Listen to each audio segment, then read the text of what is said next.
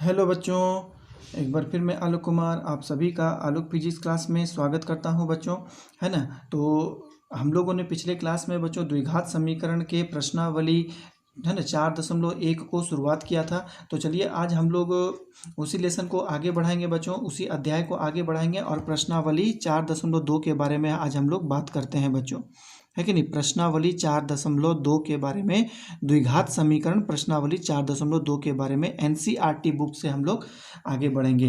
तो इस बुक को मैं अपने पास रखता हूं बच्चों, आप लोग भी अपने पास किताब को रखेंगे, है ना। और इसमें जो जो प्रश्न आता है बच्चों उसको हम सॉल्व करते जाएंगे। अपने पास आप लोग किताब रखेंगे बच्चों, है ना। प्रश्नावली 4.2 का आप लोग अपने पास किताब रखेंगे बच्चों। प्रश्नावली 4.2 हम लोग आज इसके समस्याओं को सॉल्व करने के लिए जा रहे हैं बच्चों। तो चलिए हम लोग 1 नंबर के प्रश्न को सबसे पहले देखेंगे कि ये प्रश्न क्या कह रहा है और इसको हम लोग समाधान किस प्रकार करेंगे।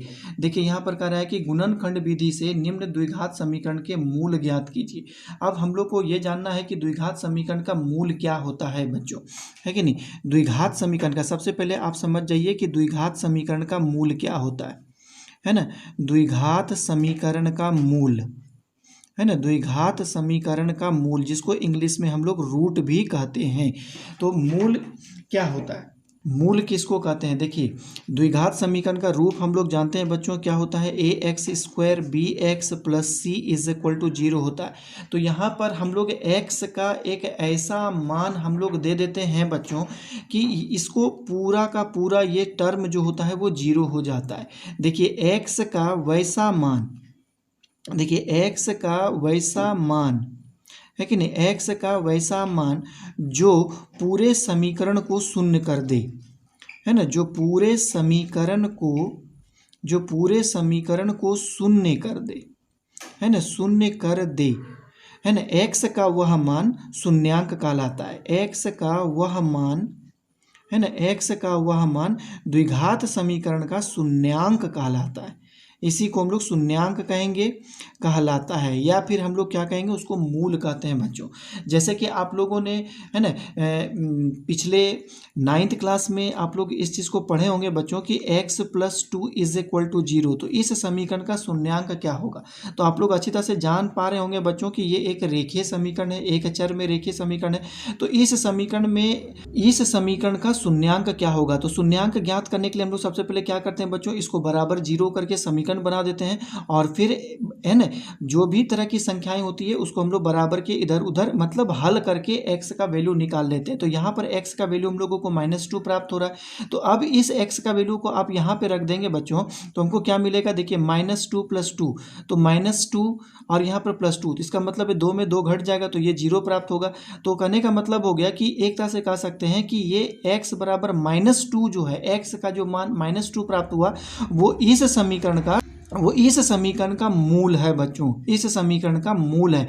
चूंकि यह समीकरण रेखीय समीकरण है कि नहीं, इस x के ऊपर यहाँ पर घात 1 है, इसलिए शून्यांकों की संख्या 1 होगी, है कि नहीं। इस प्रकार के समीकरण में शून्यांकों की संख्या 1 प्राप्त होती है। बात समझ में आ गया बच्चों कि रेखीय समीकरण जिसमें चर संख्या के ऊपर यदि घात 1 होता है तो उसमें शून्यांकों की संख्या 1 होती है। जितना घात होगा उस चर के ऊपर, जितना घात होगा शून्यांकों की संख्या भी उतनी ही होगी।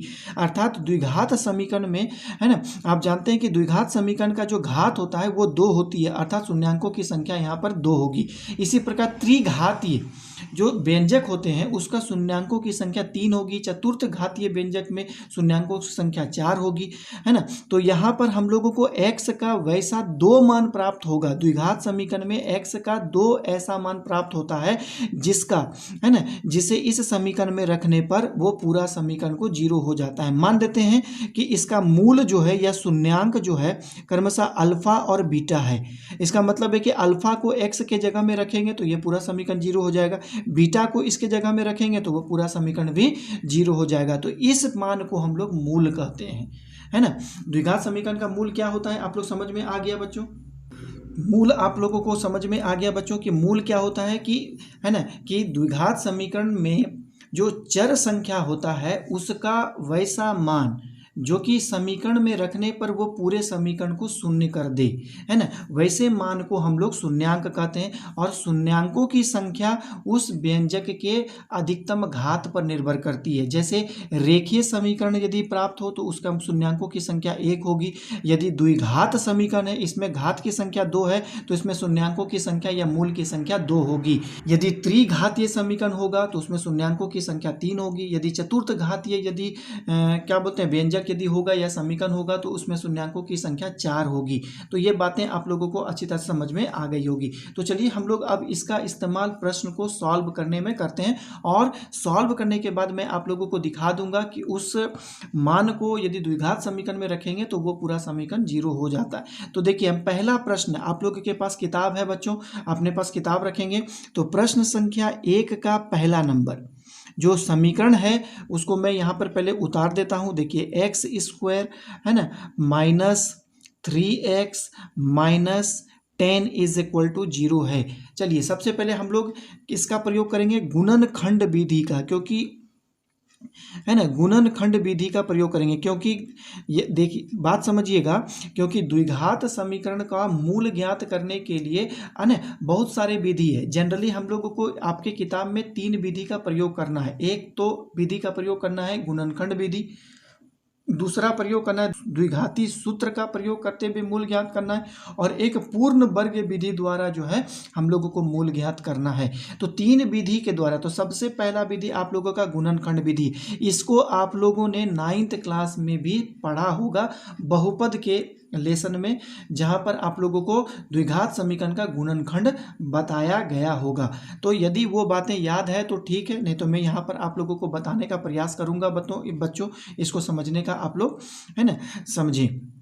देखिए इसका गुणनखंड प्राप्त करने के लिए सबसे पहले हम लोगों को क्या करना पड़ेगा, जो एक्स स्क्वायर का जो गुणांक होता है, अभी जैसे यहाँ पर एक्स स्क्वायर का गुणांक नहीं है तो इसका मतलब है कि यहाँ पर एक छुपा हुआ है ना। इस एक्स स्क्वायर का गुणांक और अंतिम वाला संख्या है ना, इस एक्स का गुणांक और अंतिम वाला संख्या 10 दोनों को गुना कर दे। तो दोनों को यदि हम लोग गुना करेंगे बच्चों तो हमको कितना प्राप्त होगा, आप देख पा रहे हैं है कि नहीं। इस दोनों को गुना करेंगे तो हमको 10 मिलेगा, हमको 10 मिलता है। अब इस 10 का हम लोग गुणनखंड करेंगे, है कि नहीं। तो गुणनखंड करते हैं, जैसे मैं यहाँ पर करते ही जा रहा हूँ कि इस 10 का गुणनखंड करेंगे तो सबसे छोटी से छोटी संख्या से सबसे पहले इसका गुणनखंड करना शुरू करेंगे। तो यहाँ 2 से हम लोग जब इसको भाग देंगे है कि नहीं, या गुणनखंड करेंगे तो ये 5 टाइम्स कट जाएगा बच्चों, है कि नहीं। अब हम लोग है ना आगे नहीं बढ़ेंगे, क्योंकि 5 किसी संख्या से विभाजित नहीं होता है ना, 1 छोड़ करके 2 और 5। अब इस 2 और 5 को इस प्रकार अरेंज करिए, इस प्रकार उसको अरेंज करना है ताकि वो बीच वाली संख्या प्राप्त हो जाए 3। यहाँ बीच वाली संख्या कितना है 3, है ना। और है ना जोड़ने या घटाने पर, है कि जोड़ने या घटाने पर बीच वाली संख्या प्राप्त हो जाए, और गुना करने पर है ना पहला और अंतिम वाली संख्या के अर्थात इसके बराबर हो जाए। तो आप लोग यहाँ देख रहे हैं 5 में से यदि हम 2 घटा देंगे तो 3 प्राप्त हो जाएगा, वहीं यदि 5 और 2 को गुना करेंगे तो 10 प्राप्त हो जाता है बच्चों। तो इसका गुणनखंड हम इस प्रकार प्राप्त करेंगे। आप लोगों को नहीं समझ में आया तो मैं फिर से बताता हूँ कि देखिए इस द्विघात समीकरण के पहले वाली संख्या और अंतिम वाले संख्या को हम लोग क्या करेंगे, गुना करेंगे। मैंने गुना किया जो कि 10 प्राप्त हुआ। अब इस 10 का गुणनखंड करेंगे, तो गुणनखंड करेंगे कैसे, सबसे छोटी वाली संख्या से सबसे पहले हम लोग इसका गुणनखंड करना शुरू करते हैं। तो 2 से करेंगे तो ये 5 टाइम जाएगा, तो ये 5 एक अभाज्य संख्या प्राप्त हो गया। अब ये किसी संख्या से भाग नहीं लगेगी, 1 से छोड़कर और 5 से छोड़ करके, है कि नहीं। तो अब इन दोनों को हम लोग क्या करना होगा, ये जो हमको संख्या प्राप्त हुआ इसको जोड़ने या घटाने पर बीच वाली संख्या प्राप्त हो जानी चाहिए, है ना। जोड़ने या घटाने पर बीच वाली संख्या प्राप्त हो जानी चाहिए, और गुना करने पर अंतिम वाली संख्या प्राप्त हो जानी चाहिए, है ना। तो चलिए हम लोग इसको सॉल्व करते हैं बच्चों, और देखते हैं कैसे सॉल्व होगा। तो इस प्रकार इसको करना है ताकि -3 आ जाए, और गुना भी इस प्रकार करना है ताकि 10 आ जाए। तो इसको हम लोग सॉल्व करेंगे, देखिए कैसे होगा। तो एक्स स्क्वायर, तो 3 लाने के लिए हमको 5 को है ना -3 लाने के लिए बड़ी है ना जो बड़ी संख्या होती है उसको माइनस देना पड़ेगा बच्चों। तो यहाँ पर कितना लिखेंगे, देखिए -5 और ये हो जाएगा +2x। अब देखिए है ना, 2x में यदि 5 को घटाया जाए तो -3 प्राप्त हो रहा है। अब दोनों को गुना करेंगे तो -10 आ जाएगा बच्चों, है कि नहीं। देखिए 5 गुना 2 -10 आ रहा है, जो कि यहाँ पर जो संख्या है -10 वो मिल रहा है हमको। अब ये भी संख्या को उतार देंगे, यहाँ 10 = 0 हो गया। तो अब हम लोग इसमें क्या करेंगे, दो का इसमें जोड़ा लगा देंगे। देखिए ये दोनों का जोड़ा लगेगा और यहाँ पर ये दोनों का जोड़ा लगेगा, है ना। तो इस दोनों में क्या कॉमन है, इसमें देखिए x² है, इसमें x है, तो इसमें x का एक है ना जोड़ा लग रहा है, इसका मतलब x को हम लोग कॉमन कर सकते हैं। तो यहाँ 2x है तो एक x बाहर चल गया तो एक x बचेगा। यहाँ पर देखिए 5x है, एक ही x है तो एक x बाहर चल गया तो यहाँ पर मेरा 5 बचेगा, प्लस है ना। अब इस दोनों में हमको कॉमन निकालना है, तो इस दोनों में तो दोनों में x है नहीं, तो यहाँ पर 2 है और यहाँ पर 10 है। क्या 10 में 2 है? हाँ, क्योंकि हम लोग देखिए 2 का टेबल पढ़ेंगे, है ना, हम लोगों को पहाड़ा पढ़ना है बच्चों 2 का। तो 2 में देखिए 10 आता है, तो इसका मतलब यदि 10 में 2 है तो है ना 2 का टेबल में 10 आ जाएगा। तो आप गिनिएगा तो 2 आपको 5 बार में पढ़िएगा, तो 2 पंचे 10, इसका मतलब है कि 10 में भी 2 है, तो हम लोग 2 को कॉमन कर सकते हैं। तो यहाँ पर 2 को हम लोग कॉमन कर दिए तो बाहर निकल गया, तो यहाँ क्या बच गया x। और देखिए 2, इस 10 से 2 को बाहर निकाले, है कि नहीं। हम लोग जानते हैं 10 को कैसे लिख सकते हैं, 2 गुना 5, तो 2 बाहर निकल गया, बच गया 5, ऐसे भी जान सकते हैं, है कि नहीं। तो 5 यहाँ पर बच गया। अब देखिए यहाँ भी x - 5 है, यहाँ भी x - 5 है, तो हम लोग क्या करेंगे तो हम लोग x - 5 को हम लोग कॉमन कर लेंगे बच्चों। क्या बचेगा यहाँ पर x प्लस यहाँ पर 2 बचेगा। तो अब बारी बारी हम लोग यहाँ पर क्या करेंगे, 0 करेंगे। देखिए x - 5 बराबर 0 हो गया, तो x = 5 हो जाएगा। x का एक तो हम लोग को मूल प्राप्त हो गया। दूसरा बात है कि x + 2 = 0 करेंगे तो x का वैल्यू कितना हो जाएगा, -2, क्योंकि इसको बराबर के इधर ले जाएंगे, प्लस है तो माइनस में बदल जाएगा। तो यहाँ पर उसका 2 मूल प्राप्त हो गया, एक x = 5 मिलता है, एक x = 2। अब इस दोनों ही मान को है ना क्रमागत रूप से यदि आप इस समीकरण में रखेंगे तो पूरा समीकरण आपको 0 मिल जाएगा। एक बार x के जगह में आप 5 रख करके देखिए, आपको 0 मिलेगा, और x के जगह में आप 2 रख करके देखिए, आपको पूरा समीकरण 0 मिल जाएगा, है कि नहीं। चलिए मैं एक उदाहरण भी आप लोगों को दे करके यहाँ पे दिखा देता हूँ। समीकरण कितना है, x² - 3x - 10 = 0। अब x का यहाँ पर वैल्यू हम लोग 5 रख के देखेंगे, तो यहाँ पर कितना होगा, 5 का स्क्वायर, ये हो गया 3 गुना 5 और -10, देखिए ये 0 हो जाएगा। तो यहाँ क्या होगा, 5 का वर्ग 25 हो गया, 5 तिया 15 हो जाता है, और -10, 25 में से 15 घटेगा 10, -10 = 0। तो मूल हम लोग ऐसे भी हम लोग जानते हैं बच्चों कि मूल जो होती है वैसी संख्या होती है, या व्यंजक की है ना, व्यंजक की वैसी संख्या होती है जहाँ पर है ना अचर संख्या के स्थान पर उस मान को रख दिया जाए तो वो संख्या पूरे व्यंजक को शून्य में बदल देता है, तो उसको हम लोग मूल कहते हैं। तो पहला नंबर का प्रश्न तो मैंने सॉल्व कर दिया बच्चों।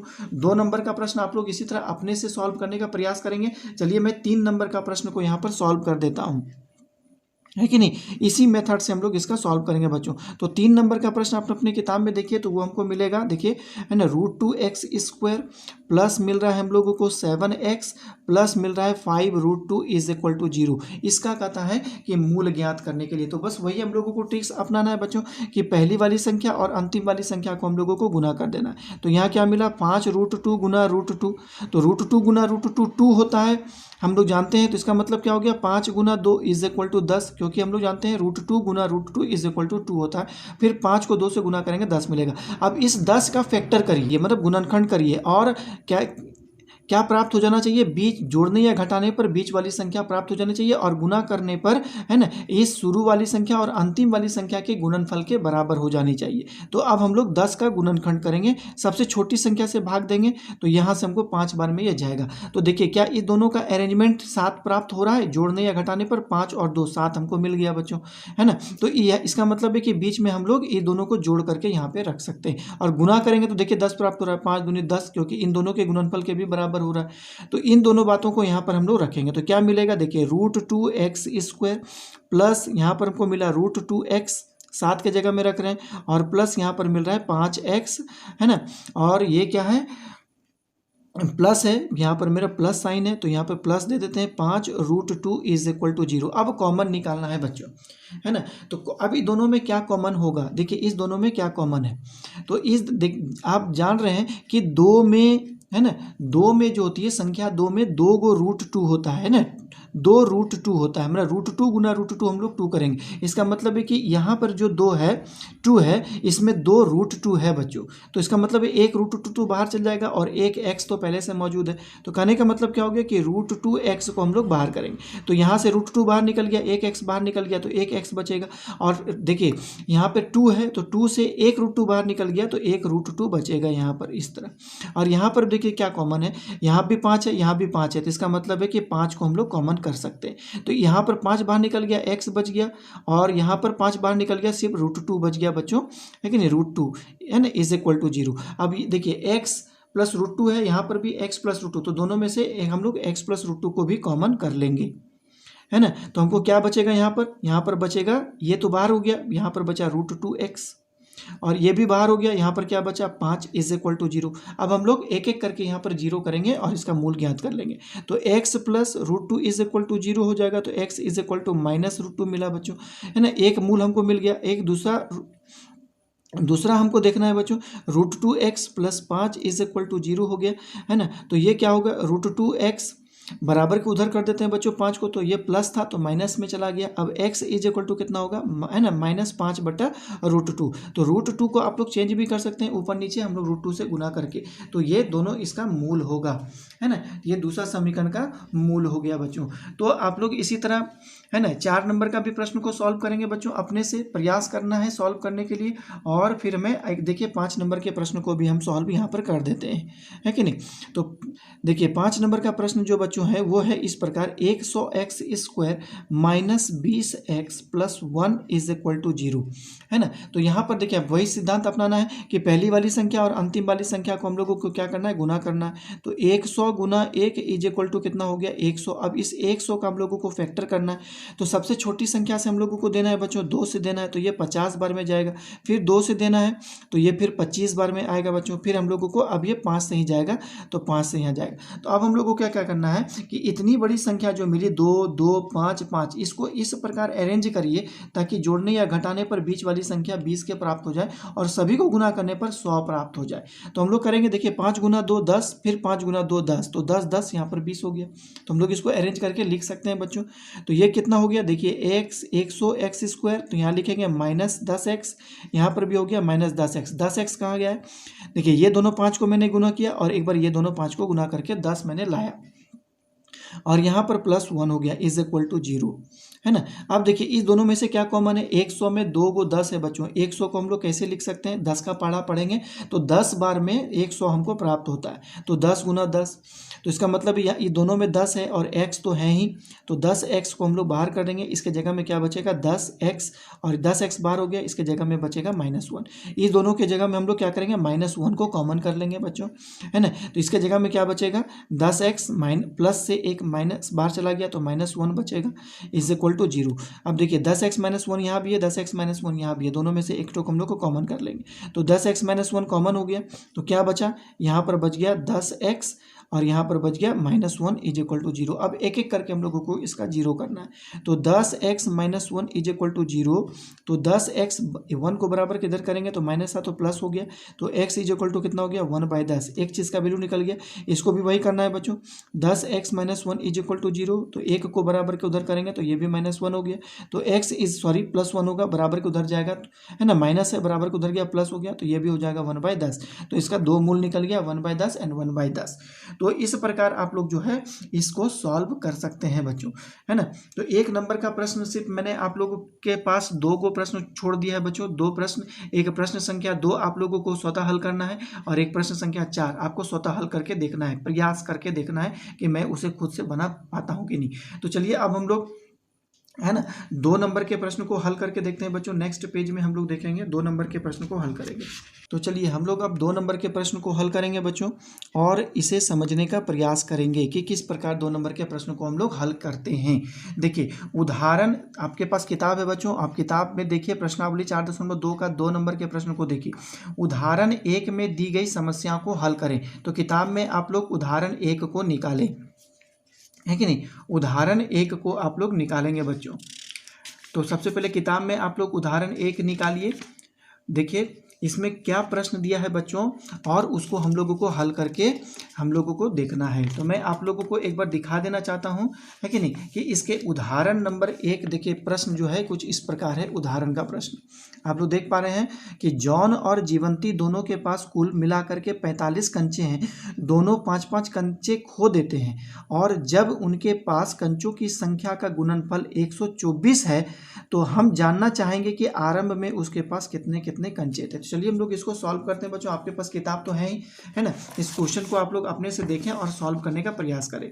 तो देखिए, हम लोग प्रश्न को आप लोग एक बार फिर से पढ़ें और समझने का प्रयास करें। तो जॉन और जीवंती दोनों के पास कुल मिलाकर के 45 कंचे हैं। तो हम लोग क्या मान लेते हैं बच्चों कि माना दोनों मिलाकर के 45 कंचे हैं। तो मान लिया जॉन के पास कंचों की संख्या x है ना। माना जॉन के पास, है ना, कंचों की संख्या x is equal to x है। तो जीवंती के पास कंचों की संख्या कितनी हो जाएगी, है ना। तो जीवंती के पास, है ना, तो जीवंती के पास कंचों की संख्या, है ना, जीवंती के पास कंचों की संख्या कितनी हो जाएगी, 45 माइनस एक्स हो जाएगा। कितना हो जाएगा बच्चों, क्योंकि दोनों मिला करके 45 है। तो यदि जॉन के पास x कंचा है तो जीवंती के पास 45 माइनस एक्स कंचा होगा, है ना। आप लोग इसको समझ सकते हैं। दोनों मिला करके 45 कंचे, कहता है कि दोनों 5-5 कंचे खो देते हैं। तो 5 कंचे, देखिए 5 कंचे खोने के बाद, है कि नहीं, 5 कंचे खोने के बाद, है ना, जॉन के पास कंचा कितना बचा। देखिए जॉन के पास कंचों की संख्या, जॉन के पास कंचों की संख्या, क्योंकि ये 5 कंचा खो दिया है, तो कंचों की संख्या कितनी हो जाएगी, x माइनस 5, है ना। मान लेते हैं कि आपके पास 10 कंचे थे, आपने 5 खो दिया, तो आपके पास कितना बचा, 10 माइनस 5, अर्थात 5 कंचे आपके पास बचे। तो वही बात है, क्योंकि जॉन के पास अभी कंचों की संख्या x है, 5 कंचा उसने खो दिया, तो कितना बचा, x माइनस 5 कंचा। अब जीवंती के पास कंचों की संख्या कितनी हो जाएगी, तो हम लोग देखेंगे, है ना। जीवंती के पास कंचों की संख्या कितनी हो जाएगी, जीवंती के पास कंचों की संख्या कितनी हो जाएगी बच्चों।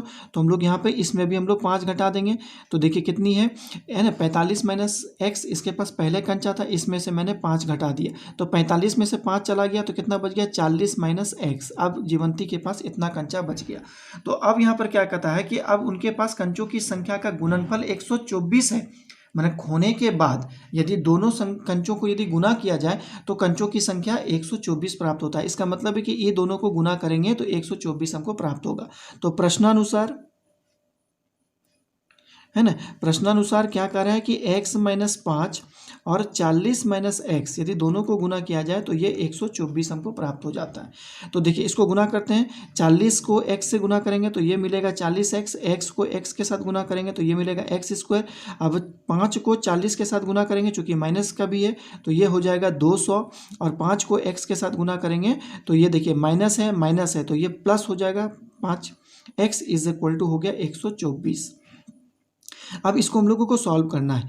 देखिए अब यहाँ पर 40 है और यहाँ पर 5 है कि नहीं, ये 40 है और 5 दोनों मिला करके कितना हो गया, 45x हो गया, माइनस एक्स स्क्वायर हो गया। ये देखिए माइनस 200 है और 124 को भी बराबर के इधर ले आते हैं, इज इक्वल टू 0 हो गया, है ना। तो यहाँ पर इसको देखिए अरेंज करके लिखेंगे तो माइनस एक्स स्क्वायर, द्विघात समीकरण का जो रूप होता है उस रूप में लिखेंगे।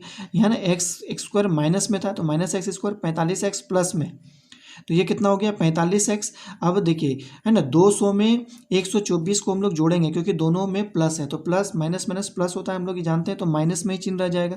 तो ये हो जाएगा 4, ये हो जाएगा 2 और ये हो जाएगा कितना 324 इज इक्वल टू 0। देखिए इसमें से माइनस को हम लोग बाहर कर लेते हैं बच्चों, तो माइनस को हम लोग बाहर करेंगे तो जिसके साथ माइनस है वो प्लस हो जाएगा, जिसके साथ प्लस है वो माइनस हो जाएगा। तो 45 क्या हो जाएगा, माइनस हो जाएगा, और 324 माइनस था तो ये प्लस हो जाएगा, 324 इज इक्वल टू 0। अब माइनस को उधर कर देंगे, है ना, 0 के साथ ना माइनस होता है ना प्लस होता है, इसीलिए वो 0 ही हो जाएगा।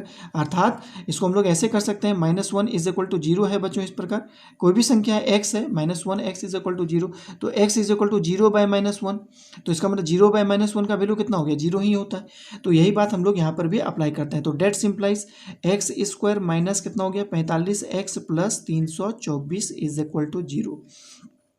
अब हम लोगों को इसको सॉल्व करना है बच्चों। सॉल्व करने का तरीका वही है कि एक्स स्क्वायर का जो गुणांक है और अंतिम वाली संख्या दोनों को हम लोग गुना करेंगे, तो इसको साइड में कहीं हम लोग गुना कर लेते हैं। तो 324 हो गया। अब इसका हम लोगों को फैक्टर करना है, तो फैक्टर हम लोग 2 से करेंगे बच्चों। तो ये पहला बार में गया 1, है कि नहीं, यहाँ पर हो जाएगा 6, ये हो जाएगा 2, फिर 2 से करेंगे तो है ना 81 आया। फिर अब इसको 3 से देंगे बच्चों, तो 3 से देंगे तो कितना बार में जाएगा, ये 27 बार में चल जाएगा। फिर हम लोग 3 से देंगे तो ये 9 बार में जाएगा। फिर 3 से देंगे तो ये 3 बार में चला गया। तो अब हम लोगों को इसको इस प्रकार अरेंज करना है ताकि यहाँ पर हमको 45 प्राप्त हो जाए। कि 45 जो है किस तरह प्राप्त होता है हमको, है कि नहीं। देखिए बच्चों, यहाँ पे हमको 45 कैसे मिलेगा। देखिए यहाँ पे 6 हम इसको बना लेंगे, माने इसको हम लोग 3 को 2 से गुना किए 6 हो गया। फिर 3 को हम लोग 2 से गुना किए 6 हो गया। तो 6 और 6 12, और 12 ये दोनों को गुना करेंगे तो हो जाएगा 9, है कि नहीं। इसका मतलब यहाँ से यहाँ तक हम लोगों को कितना मिल रहा है कि नहीं, 36। 9 गुना 4 कितना हो गया 36, 9 3 तिया 9, और यहाँ पर हो गया 4, तो 9 गुना 4 कितना हो गया 36, 9 चौके 36, और यहाँ पर है 9, तो 36 और 9 यदि जोड़ेंगे तो 45 हमको प्राप्त हो जाएगा। 36 और 9 45 होता है ना। तो चलिए हम लोग यहाँ पर अरेंज करके लिखेंगे। तो एक्स स्क्वायर माइनस हो गया 36x, यहाँ पर हो जाएगा -9x, प्लस हो जाएगा 324 इज इक्वल टू 0। तो x को हम लोग कॉमन ले लेंगे बच्चों, तो x माइनस यहाँ पर 36 हो जाएगा। अब -9 को कॉमन लेंगे तो यहाँ से आप याद करिएगा ये 36 बार में ही निकल जाएगा कॉमन, है कि नहीं 36। तो इसको अरेंज करेंगे तो देखिए x माइनस 9 हो गया और x माइनस 36, तो इसको हम लोग एक एक करके 0 करेंगे। तो x बराबर 9 हो गया, है ना, और x बराबर हमको 36 प्राप्त होगा यदि आप सेपरेटली यदि इसको 0 0 करते हैं तो यहाँ पर x का 2 मान प्राप्त हो गया। तो इसका मतलब है जॉन के पास कंचों की संख्या या तो 9 हो सकती है, क्योंकि हम लोग पहले माने हैं कि जॉन के पास कंचों की संख्या कितनी है x, तो x का 2 मान निकल गया। तो इसका मतलब है कि जॉन के पास, है कि नहीं, या तो कंचों की संख्या 9 हो सकती है या तो कंचों की संख्या 36 हो सकती है। तो जॉन के पास 2 कंचों हो सकते हैं। तो यहाँ लिख सकते हैं जॉन के पास कंचों की संख्या, है ना, जॉन के पास कंचों की संख्या कितनी कितनी हो सकती है, 9 हो सकती है या 36 हो सकती है। यदि 9 और 36 है तो जीवंती के पास कितने कंचे होंगे, है कि नहीं। जीवंती के पास अब लिखेंगे जीवंती के पास कंचों की संख्या कितनी होगी। देखिए जीवंती के पास कंचों की संख्या, है कि नहीं, जीवंती के पास कंचों की संख्या। यदि जॉन के पास 9 कंचे हैं, हम लोग यहाँ पे लिख देते हैं यदि, है कि नहीं, x बराबर 9 है, बात समझिए, x बराबर 9 मतलब यदि जॉन के पास कंचों की संख्या यदि 9 है तो जीवंती के पास कंचों की संख्या हम लोग कितना जानते हैं बच्चों कि 45 माइनस x है ना। आप लोग देख पा रहे हैं ऊपर में कि जीवंती के पास कंचों की संख्या 45 माइनस x है। तो यदि हम लोग कहते हैं कि यदि जॉन के पास कंचों की संख्या यदि 9 होगी, यदि जॉन के पास कंचों की संख्या यदि 9 होगी तो जीवंती के पास कितना होगा, तो हम लोग यहाँ पर इसको सॉल्व करके निकाल लेंगे। तो 45 में से 9 गया इज इक्वल टू 36 होगा, है कि नहीं। तो इसका मतलब यही हो गया जॉन के पास यदि कंचों की संख्या 9 है तो जीवंती के पास 36 है। लेकिन यहाँ पर जॉन को समीकरण को जब हम लोग सॉल्व किए हैं तो यहाँ पर दोनों बातें आई है कि जॉन के पास या तो 9 है या तो 36 है। तो अब हम लोग यहाँ पे लिखेंगे कि यदि x बराबर 36 है, इसका मतलब है कि यदि जॉन के पास अभी कंचों की संख्या 36 है तो जीवंती के पास कितनी हो जाएगी। तो इसको भी हम लोग सॉल्व करके देख लेते हैं। तो 45 माइनस 36 इज इक्वल टू 9 हो जाएगा। तो ये संख्या प्राप्त हो रहा है। तो कहने का मतलब क्या हो गया, यदि जॉन के पास कंचों की संख्या 9 है तो जीवंती के पास 36 है, यदि जीवंती के पास 36 है तो जॉन के पास 9 कंचे होंगे। तो इस प्रकार जो होता है इसका आंसर हमको प्राप्त होता है बच्चों 2, है कि नहीं। तो आप लोग इसे बनाने का प्रयास करेंगे, है कि नहीं, अपने से। तो 2 नंबर का जो प्रश्न आपका दिया हुआ है बच्चों, इसको मैं एक बार पढ़ देता हूँ, उसे अपने से बनाने का प्रयास करेंगे। देखिए, एक कुटीर उद्योग एक दिन में कुल खिलौने निर्मित करता है। प्रत्येक खिलौने का मूल्य, है ना, 55 में से एक दिन में निर्माण किए गए खिलौनों की संख्या से घटाने पर प्राप्त संख्या के बराबर होता है। किसी एक दिन कुल निर्माण लागत यदि 750 थी तो हम, है कि नहीं, तो हम उस दिन निर्माण किए गए खिलौनों की संख्या ज्ञात करना चाहेंगे। तो इस प्रश्न को आप लोग अपने से बनाने का प्रयास करेंगे, है ना बच्चों, अपने से उसको बनाने का प्रयास करेंगे।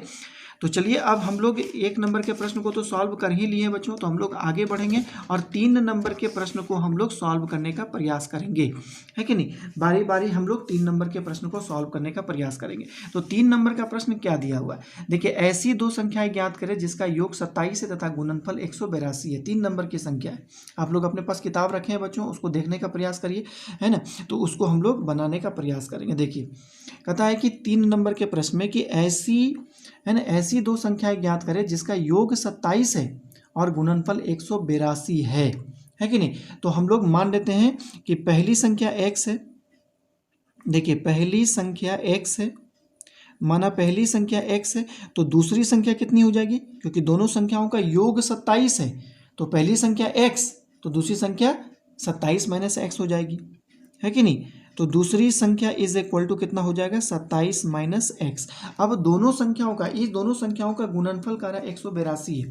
तो दोनों का प्रश्नानुसार हम लोग देखते हैं क्या कहता है। देखिए प्रश्नानुसार दोनों का गुणनफल 182 है, मतलब 27 minus x into x is equal to 182 होगा। इसको सॉल्व करेंगे, 27 को x से गुना करेंगे तो ये हो जाएगा 27x, x को x के साथ गुना करेंगे तो x square is equal to 182 प्राप्त होगा।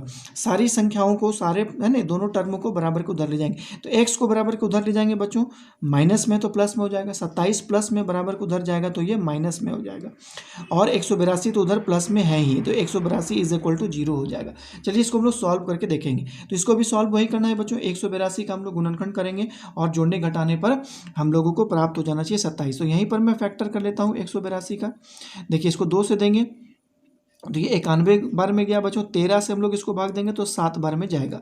तो 27 कैसे आ जाएगा, 7 दूनी 14 हो गया, है कि नहीं, और 13, 14 और 13 27 होता है बच्चों। तो हम लोग इसका आंसर निकाल सकते हैं। इसका मतलब हो गया कि एक्स स्क्वायर माइनस कितना हो गया 14x माइनस 13x प्लस हो जाता है 182 इज इक्वल टू 0। अब इस दोनों में हम कॉमन निकालेंगे, डेट सिंप्लाइज, दोनों में x कॉमन है तो कितना हो गया x माइनस 14, इस दोनों में से माइनस 13 कॉमन है तो यहाँ पर हो जाएगा x minus 14 is equal to 0, है ना। तो क्या निकल गया, देखिए x माइनस 14 और निकल गया x माइनस 13, अब बराबर 0। हम लोग सेपरेटली यदि इसको 0 करते हैं, इसका मतलब है x minus 14 is equal to 0, तो x का वैल्यू कितना निकल जाएगा, x बराबर 14 निकल जाएगा। एक बार x माइनस 13 बराबर 0 करेंगे तो x का वैल्यू हम लोगों को 13 निकल जाएगा। इसका मतलब है कि पहली संख्या 2 ठो प्राप्त हो गया, या तो पहली संख्या 13 थी या तो 14 थी, है ना। यहाँ पहली संख्या 2 निकल गई, मेरा कितना निकल गया 2, पहली संख्या जो निकली वो 2 निकल गया, या तो 13 था या तो 14 था या तो 13 था। यदि हम लोग करते हैं, यदि पहली संख्या, यदि x बराबर 14 था, इसका मतलब यदि पहली संख्या 14 था तो दूसरी संख्या कितनी होगी, तो दूसरी संख्या का हम लोग यहाँ पर देखें 27 माइनस एक्स है, दूसरी संख्या कितनी हो गई 27 माइनस एक्स। तो इसका मतलब है कि x के जगह में 14 रखेंगे तो हमको 13 मिलेगा। तो ये चीज़ आ गया, यदि पहली संख्या 14 थी तो दूसरी संख्या 13 होगी। अब यहाँ पर लिखा हुआ है यदि x बराबर 13 होगा, इसका मतलब यदि पहली संख्या 13 है तो दूसरी संख्या कितनी हो जाएगी, तो दूसरी संख्या का सूत्र है कि नहीं, यहाँ पर दिया हुआ 27 माइनस एक्स है तो उसी में यहाँ पर बैठाएंगे, 27 माइनस यहाँ पर 13, ये मिलेगा 14। तो ये चीज़ निकल गया, है ना। तो यदि दूसरी संख्या यदि पहली संख्या 13 थी तो दूसरी संख्या 14 निकलेगी, यदि पहली संख्या 14 थी तो दूसरी संख्या 13 निकलेगी। तो ये दोनों ही आंसर होगा आपका, है कि नहीं। तो इसे आप लोग अच्छी तरह से समझ पाए होंगे बच्चों, है ना। तो इसी प्रकार जो है आप देखिए हम लोग आगे बढ़ते हैं और नेक्स्ट प्रश्न को हम लोग सॉल्व करने का प्रयास करते हैं। देखिए 4 नंबर का प्रश्न में क्या कह रहा है बच्चों, थोड़ा सा देखने का प्रयास करेंगे 4 नंबर के प्रश्न में क्या बोला जा रहा है कि नहीं। 4 नंबर के प्रश्न में देखिए इसको हम 2 पार्टीशन इसका कर देते हैं बच्चों, इस प्रकार, है ना। देखिए 4 नंबर में क्या बोला जा रहा है कि 2 क्रमागत धन पूर्णांक ज्ञात कीजिए जिसके वर्गों का योग 365 है। 2 क्रमागत धन पूर्णांक, क्रमागत संख्या मतलब जैसे 1 2 3 4 5 आप लोग पढ़ते हैं। इसका मतलब यदि पहली संख्या यदि हम लोग x मान लेंगे तो दूसरी संख्या में 1 जोड़ते जाएंगे तो हम लोग को संख्या मिलता जाएगा। तो मान लेते हैं कि माना कि पहली संख्या है कि नहीं, माना पहली संख्या x, तो दूसरी संख्या क्रमागत है इसलिए इसमें 1 जोड़ देंगे, है ना। तो दूसरी संख्या इज इक्वल टू हो जाएगा x प्लस 1। अब दोनों के वर्गों का योग बोलता है 365 है, प्रश्नानुसार दोनों के वर्गों का योग। तो इसका मतलब है दोनों को वर्ग करके जोड़ देंगे। प्रश्नानुसार इसको वर्ग किए, एक बार अब इसको वर्ग करके हम लोग जोड़ देंगे तो ये मिलेगा हमको 65 मिलता है। तो इसको हम लोगों को सॉल्व करना है। तो देखिए ये a प्लस बी का होल स्क्वायर का फॉर्मूला, इसको हम लोग आराम से तोड़ेंगे। X square plus 2x plus 1 हो जाएगा इज इक्वल टू 365 हो जाएगा। ये a प्लस बी का होल स्क्वायर का फॉर्मूला है बच्चों। हम लोग जानते हैं a प्लस बी का होल स्क्वायर का फॉर्मूला क्या होता है, a square plus 2ab plus होता है b स्क्वायर। उसी रूप में इसको मैंने तोड़ा, एक्स स्क्वायर फिर 2 आ जाएगा तो 2 है ना, 2 इंटू एक्स इंटू 1 और फिर 1 का स्क्वायर 1 हो जाएगा, है ना। अब यहाँ दौड़िए, X square plus x square कितना हो जाएगा 2x स्क्वायर, और यहाँ पर भी हो गया 2x प्लस 1। अब 365 को बराबर के इधर लाएंगे तो माइनस 365 इज इक्वल टू 0 हो जाएगा, क्योंकि 365 प्लस था, इधर आया माइनस में हो गया। अब इसको हम लोग माइनस करेंगे, देखिए है ना, 2x स्क्वायर यहाँ पर भी हो गया 2x, एक में 365 घटेगा तो माइनस कितना हो गया 364 इज इक्वल टू 0 हो जाएगा, है ना। अब इससे हम लोग 2 को कॉमन कर लेंगे बच्चों, सब में 2 टर्म है तो ये एक्स स्क्वायर प्लस एक्स। अब 364 में 2 निकालने के लिए हम लोग क्या करेंगे, इसको 2 से अब भाग भी दे सकते हैं ना। अब जितना भागफल आएगा वही इसका यहाँ पर लिखा जाएगा। तो जैसे इसको भाग देंगे तो 2 एका 2, यहाँ पर बच गया 1, 8 हो जाएगा, और फिर ये 2 से 182 बार में चला जाएगा बच्चों। अब इस 2 को बराबर के इधर करेंगे तो 0 हो जाएगा। तो डेट सिंप्लाइज यहाँ पर कितना आ गया एक्स स्क्वायर, है ना, देख पा रहे हैं एक्स माइनस हो जाएगा 182 इज इक्वल टू 0। चलिए इसका फैक्टर करके देखते हैं कि कितना आएगा, है कि नहीं। इसका फैक्टर हम यहीं पे कर देते हैं, इसका 82 होगा। देखिए 91 बार में कटा बच्चों, हम लोग पहले भी 182 इसमें पहले से टर्म आया था तो 13 बार में दिए थे, तो यहाँ पे 17 हो गया। तो 7 हो गया, 7 दूनी 14 और यहाँ पर 13, मतलब 14 में से 13 घटाएंगे तो x प्राप्त हो जाएगा, है ना। तो यहाँ पर हमको क्या लिखेंगे, देखिए एक्स स्क्वायर, है ना, आप समझ पा रहे होंगे, 7 दूनी 14 है ना। 7 दूनी 14 में से 13 को यदि हम लोग घटाते हैं, है ना, तो मेरा 1 प्राप्त होगा, जो कि यहाँ पर x का गुणांक है वहाँ पे, है कि नहीं। तो यहाँ पर क्या लिखेंगे, प्लस 14x माइनस 13x, ये हो गया माइनस 182 इज इक्वल टू 0। इस दोनों में क्या कॉमन है, x कॉमन है, तो x कॉमन निकालेंगे तो यहाँ पर बचेगा x प्लस 14।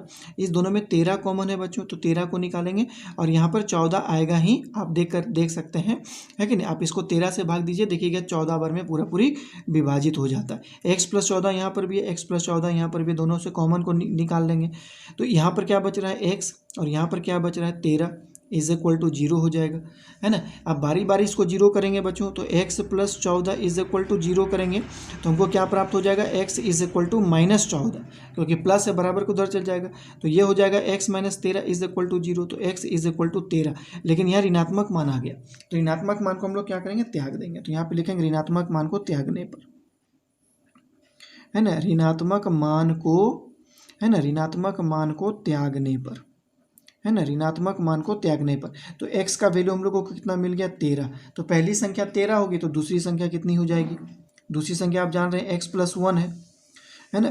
तो x यहाँ 13 हो गया प्लस 1 इज इक्वल टू 14। तो पहली संख्या 13 और दूसरी संख्या 14, यही आंसर हो जाएगा आपका। तो इसको समझने में कहीं दिक्कत नहीं हुई होगी बच्चों आप लोगों को। 3 नंबर का प्रश्न, है ना।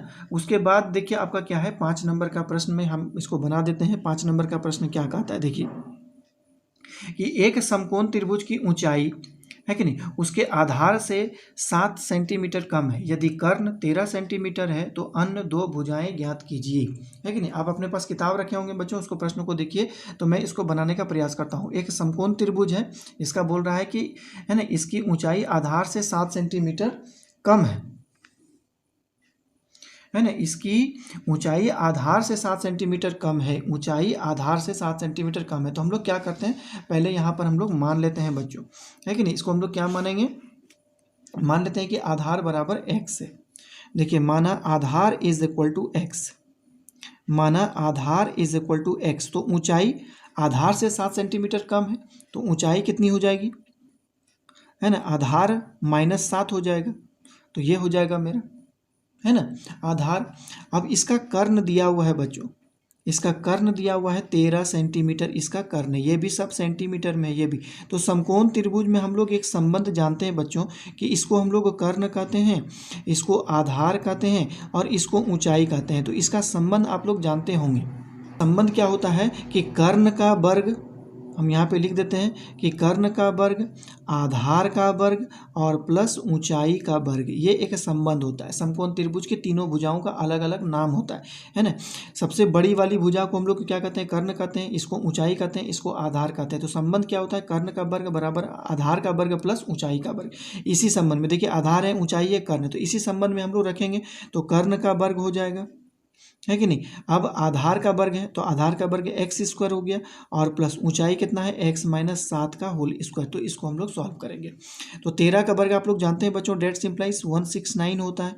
अब एक्स स्क्वायर हो गया, इसको ए माइनस बी का होल स्क्वायर में तोड़ेंगे तो ए माइनस बी का होल स्क्वायर क्या होता है, A square minus 2ab plus B square, तो -2 आएगा, है ना। ए है यहाँ पर एक्स और बी है यहाँ पर 7, है कि नहीं, प्लस अब यहाँ पे 7 का वर्ग आ जाएगा। इसको हम लोग सॉल्व करेंगे तो 169 is equal to x square plus x square 2x square हो जाएगा, 7 दूनी 14x हो जाएगा और 7 का वर्ग कितना होगा 49। अब सारे टर्म को हम लोग बराबर के इधर ले आएंगे तो ये कितना हो गया 2x स्क्वायर माइनस हो गया 14x प्लस हो जाएगा 49। अब इसको हम लोग इधर ले आएंगे, प्लस था तो बराबर के इधर आ गया तो 169 इज इक्वल टू 0 हो जाएगा। तो डेट सिंप्लाइज ये कितना हो गया 2x स्क्वायर माइनस कितना हो गया, देखिए 14x, इसमें अब घटाएंगे तो ये कितना होगा, 9 में से 9 गया 0, अब 16 में से 4 चल जाएगा तो 12 हो जाएगा इज इक्वल टू 0। इसमें से हम लोग 2 को कॉमन निकाल सकते हैं बच्चों। तो ये कितना हो जाएगा एक्स स्क्वायर माइनस 7x और यहाँ पर हो गया 60, है कि नहीं, इज इक्वल टू 0। 2 को बराबर को उधर कर देंगे तो ये भी 0 हो जाएगा। तो डेट सिंप्लाइज एक्स स्क्वायर, देखिए x square minus 7x minus 60 is equal to 0। अब इससे हम लोगों को x का वैल्यू फाइंड करना है तो 60 का हम लोग फैक्टर करते हैं पहले, ये 2 बार में जाएगा 30 बार में, है कि नहीं, 2 से जाएगा ये 15 बार में, फिर 3 से देंगे यहाँ पर हो गया 5। तो अब हम लोगों को अरेंज करिए और हम लोगों को 7 लाना है। तो कैसे हम लोग 7 लाएंगे बच्चों, इसको देखिए 15 में से 4 जाएगा, नहीं गया, है कि नहीं, अरेंज करना है इसको, हम लोगों को अरेंज करके देखना है। हम लोग क्या करते हैं 5 दिया 15 में 4 घटाते हैं तो नहीं गया, है कि नहीं, 7 नहीं आ रहा है कि नहीं। अब हम लोग क्या करते हैं, देखिए यहाँ पर करेंगे, बात समझिएगा, कितना हो गया 4 तिया 12, है कि नहीं, 2 दूनी 4 और 3 यहाँ पर 12, 12 में से 5 घट गया तो 7 हो गया, है कि नहीं, 12 में से 5 घटेगा तो 7 हो जाएगा। हम लोग अरेंज करके इसी से हम लोग लाते हैं। तो डेट सिंप्लाइज यहाँ पर हो जाएगा -12x, है कि नहीं, -12x में हम लोग क्या कर रहे हैं 5x को घटा रहे हैं, है कि नहीं, 12x में तब ना -7 आएगा, इसलिए मैंने बड़ा वाली संख्या को ऋणात्मक लिया है। -60 इज इक्वल टू 0। ये बात समझना होगा आप लोगों को कि यदि यहाँ पर माइनस हो तो बड़ी वाली संख्या को ऋणात्मक लेनी होगी, है कि नहीं। यदि जोड़कर यदि आता है तो दोनों ही संख्या में ऋणात्मक लेनी होगी। ये अपने आपके सेंस पर डिपेंड करता है, ये कैसे होगा आपको, है ना। यदि जो माइनस प्लस वाला जोड़ घटाव यदि अच्छी तरह से आता है तो इसमें आप लोगों को दिक्कत नहीं होगी। तो अब इन दोनों को देखिए हम लोग को कॉमन लेंगे तो इसमें से x को कॉमन लेते हैं। देखिए अब इसमें से हम लोग x को कॉमन लेंगे बच्चों तो क्या क्या हो जाएगा x माइनस 12। अब यहाँ से हम लोग 5 को कॉमन लेंगे बच्चों तो ये भी हो जाएगा x minus 12 is equal to 0 हो जाएगा, है ना। तो अब हम लोग क्या करेंगे, इसमें से x माइनस 12 को हम लोग कॉमन कर लेंगे, x माइनस 12 को कॉमन लिए और यहाँ पर क्या हो गया x plus 5 is equal to 0। अब हम लोग सेपरेटली 0 करेंगे। देखिए x minus 12 is equal to 0 तो x का वैल्यू कितना हो गया 12 मिल गया यहाँ से, और x plus 5 is equal to 0 करेंगे तो x इज इक्वल टू -5 मिलेगा। तो ऋणात्मक मान को हम लोग त्याग देंगे, ऋणात्मक मान का हम लोग कोई योगदान नहीं करते यहाँ पर, है ना, ऋणात्मक मान को छोड़ने पर, है कि नहीं, ऋणात्मक मान को छोड़ने पर। तो x का कितना मान निकल गया, x का मान हम लोगों को 12 निकल गया, है ना। तो हम लोग आधार निकाल सकते हैं इसी से। तो चलिए यहाँ पे देखते हैं, x का मान मेरा 12 निकल गया है बच्चों, है ना, x का मान 12 निकल गया। तो x हम लोग किसको माने थे बच्चों, आधार को। तो इसका मतलब है कि आधार बराबर कितना हो गया मेरा 12 सेंटीमीटर आ गया, है कि नहीं। एक आंसर हमको ये प्राप्त हो गया। उसी तरह मान लेते हैं कि ऊंचाई तब कितना हो जाएगा इसका, है कि नहीं, ऊंचाई कितना है x माइनस 7, तो x का माइनस 12 हो गया और 7, 12 में से 7 घट गया 5 आ गया इसका आंसर। इसका मतलब हो गया कि इस समकोण त्रिभुज का आधार 12 सेंटीमीटर था, ऊंचाई 5 सेंटीमीटर है और कर्ण 13 सेंटीमीटर है। तो चलिए हम लोग अब नेक्स्ट प्रश्न की ओर बढ़ते हैं। प्रश्न संख्या 6 को हम लोग देखेंगे बच्चों, है कि नहीं। आज मैंने सारे प्रश्न आप लोगों का हल कर दिया, सिर्फ एक प्रश्न उदाहरण का, है ना, जो आप लोगों के लिए मैंने छोड़ दिया है उसको आप लोग बनाने का प्रयास करेंगे। और ये जो प्रश्न मैं बनाने जा रहा हूँ 6 नंबर का प्रश्न, वो उदाहरण में छोड़े गए प्रश्न के ही है ना, समतुल्य। यदि आप ये प्रश्न को समझ जाते हैं तो उदाहरण व प्रश्न आसानी से आपसे बन जाता है। तो 6 नंबर का प्रश्न क्या है, मैं इसको एक बार पढ़ देता हूँ। देखिए कि एक कुटीर उद्योग एक दिन में कुल बर्तन का निर्माण करता है। एक विशेष दिन यह देखा गया कि प्रत्येक नग की निर्माण लागत उस दिन के निर्माण किए गए बर्तन की संख्या के दुगुने से 3 अधिक थी, है ना। यदि उस दिन की कुल निर्माण लागत 90 रुपया है ना, तो निर्मित बर्तनों की संख्या और प्रत्येक नग की लागत ज्ञात कीजिए। प्रत्येक नग की लागत ज्ञात कीजिए। तो प्रश्न को पहले समझना होगा बच्चों कि इसमें प्रश्न को बोला क्या जा रहा है। इस प्रश्न में यह बोला जा रहा है कि बर्तन जो निर्माण किया गया है, मतलब किसी दिन जो बर्तन का निर्माण होता है और उस बर्तन के निर्माण की जो लागत होती है, मतलब जो बर्तन के निर्माण की संख्या जो होती है, मान लेते हैं कि एक बर्तन किसी भी फैक्ट्री में जो बर्तन निर्माण हो रहा है उसकी संख्या 5 है, 10 है, 15 है, 20 है, इस प्रकार होता है ना। तो ये संख्या हो गई। तो निर्माण की लागत जो कहता है कि एक बर्तन को निर्माण में जो लागत आ रही है वो निर्मित किए गए बर्तनों की संख्या से दुगुने से 3 अधिक है कि नहीं। जितना भी बर्तन निर्माण होगा और उस बर्तन का निर्माण का जो लागत होगा उसके दुगुने से 3 अधिक होगा। तो हम लोग यहाँ पर इस प्रश्न को सॉल्व करने से पहले हम लोग क्या मान लेते हैं कि माना कि निर्मित बर्तनों की संख्या x है कि नहीं, निर्मित बर्तनों की संख्या x है ना, निर्मित बर्तनों की संख्या इज इक्वल टू x है। तो है ना, x है तो एक बर्तन का निर्माण लागत कितना हो जाएगा, तो 2x + 3 हो जाएगा, क्योंकि मैंने पहले कह दिया है कि बर्तनों की जो निर्माण संख्या है उसकी लागत दुगुने से 3 अधिक होगा।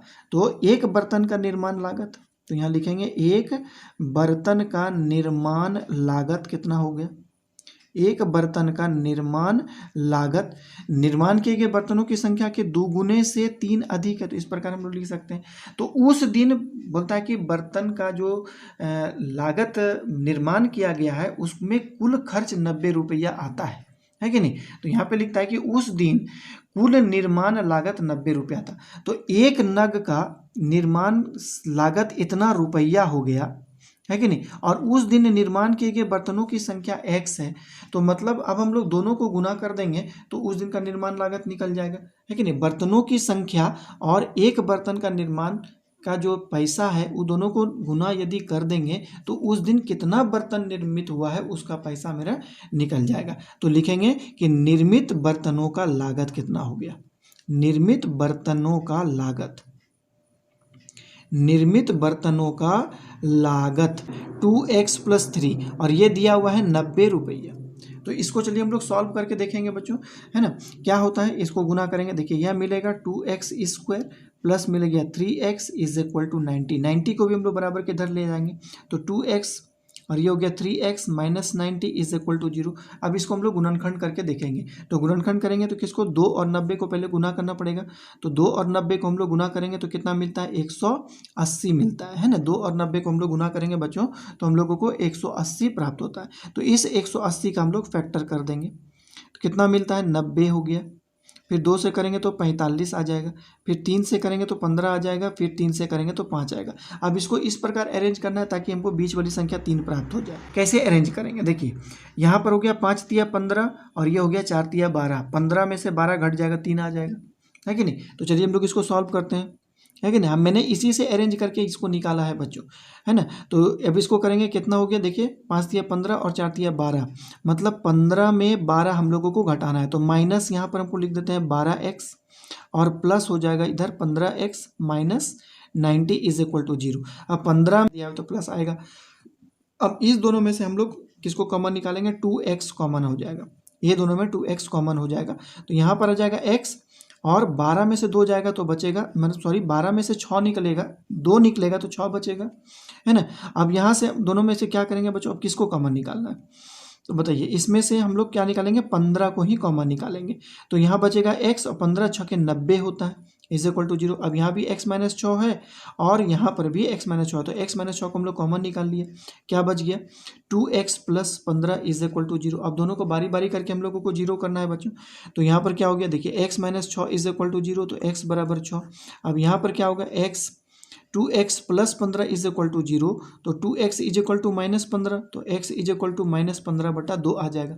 तो ये ऋणात्मक मान आ गया, तो ऋणात्मक मान को हम लोग छोड़ देंगे, है ना, ऋणात्मक मान छोड़ने पर, है ना, ऋणात्मक मान छोड़ने पर तो x इज इक्वल टू 6 आ गया। इसका मतलब है कि उस दिन बर्तनों की संख्या कितना निर्माण किया गया, 6। तो बर्तनों का निर्माण संख्या या बर्तन की संख्या, है ना, बर्तन की संख्या उस दिन निकल गया मेरा 6, एक आंसर हो गया। तो एक बर्तन का निर्माण लागत निकल जाएगा। देखिए एक बर्तन का निर्माण लागत, है ना, एक बर्तन का निर्माण लागत कितना हो जाएगा, तो हम लोग निर्माण लागत निकाल ही लिए हैं, तो 2x प्लस 3 होता है बच्चों। तो यहाँ पर x का वैल्यू बैठाएंगे, x का वैल्यू 6 है और प्लस 3 है, तो कितना हो गया, 6 दूनी 12 प्लस 3 इज इक्वल टू 15 रुपया होगा। एक बर्तन का निर्माण 15 रुपया होगा और उस दिन बर्तन जो निर्माण किया गया उसकी संख्या 6 होगी।